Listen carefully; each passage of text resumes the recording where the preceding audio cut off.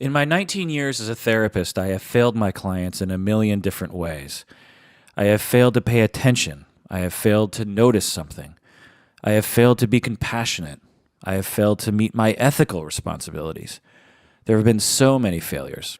But the most egregious failure of all is my failure to recognize my failures.